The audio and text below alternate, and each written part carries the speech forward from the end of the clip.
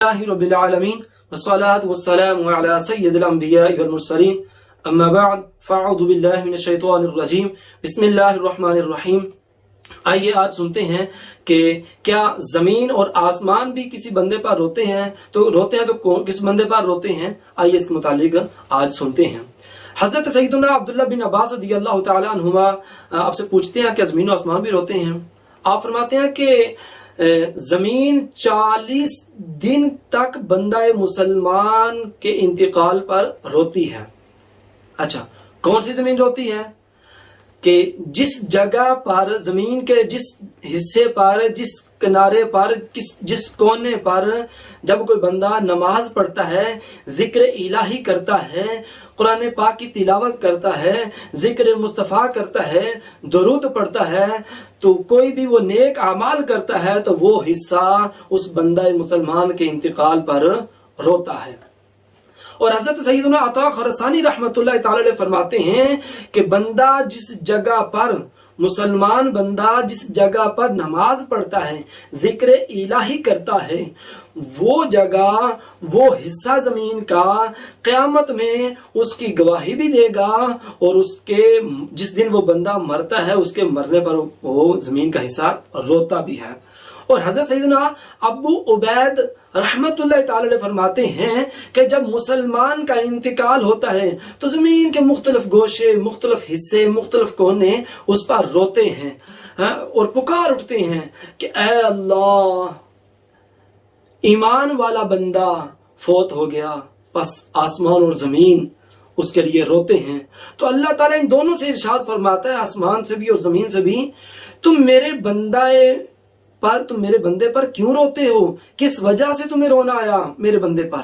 तो वो अर्ज करते हैं, ऐ हमारे रब, ये जो तेरा बंदा है ना, ये हमारे जिस हिस्से से भी गुजरा है, इसने वहां तेरा जिक्र करते हुआ गुजरा है, तो इस वजह से हम इस पर रोते हैं। आइए मौला कायनात शेर खुदा करमल्लाहु तआला वजहुल करीम की बारगाह में हाजिर होते हैं और अर्ज करते हैं, आप तो बाबुल इल्म है, आप इरशाद फरमाएं, क्या जमीन और आसमान भी रोते हैं? आप तो बाबुल इल्म है ना।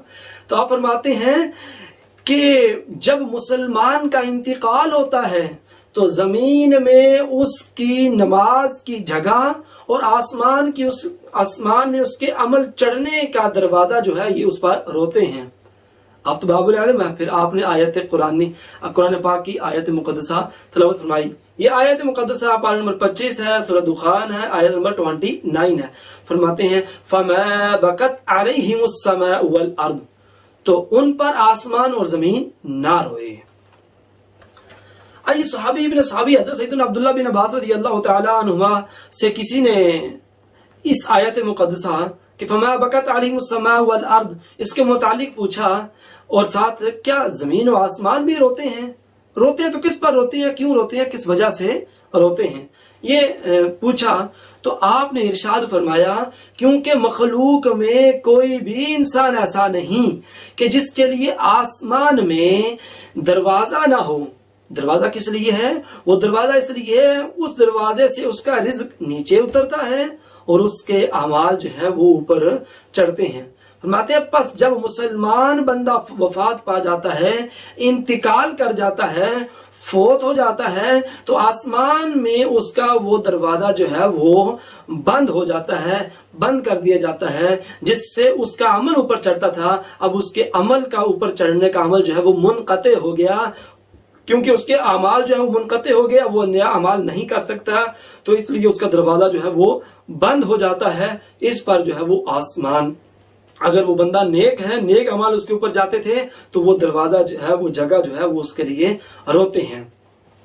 और फरमाते हैं, यानी फौतशुदा मुसलमान जो वो इंतकाल कर गया, मुसलमान जब वो इस दुनिया से बिछड़ता है तो जमीन के वो हिस्से जिस जगह पर उसने कभी नमाज पढ़ी हो, कुरान पाक की तिलावत की हो, जिक्र व अज़कार किए हों, वो हिस्से भी उस पर रोते हैं।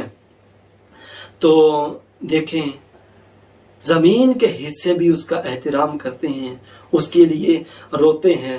अगर बंदा वाकई नेक अमल करने वाले बन जाए हम, तो क्या खबर कि हमारे मरने पर जमीन का कोई हिस्सा गवाही दे कि या बारी ताला इसने हम पर नमाज पढ़ी है।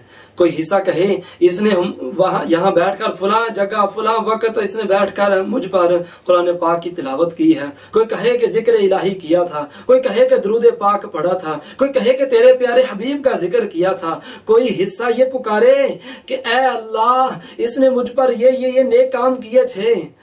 तो रब करीम की बारगाह में कोई बाइद नहीं कि वो जमीन के हिस्सों की ही गवाही से हमारी बख्शिश फरमा दे। अल्लाह तआला हमें नेक अमाल करने की तौफीक आता फरमाए। अल्लाह तआला हमें नेक बना दे। अल्लाह तआला हमें नबी अलैहिस्सलाम का पक्का सच्चा आशिक बना दे। आमीन बिजाहि नबी अमीन सल्लल्लाहु तआला अलैहि व आलिहि वसल्लम।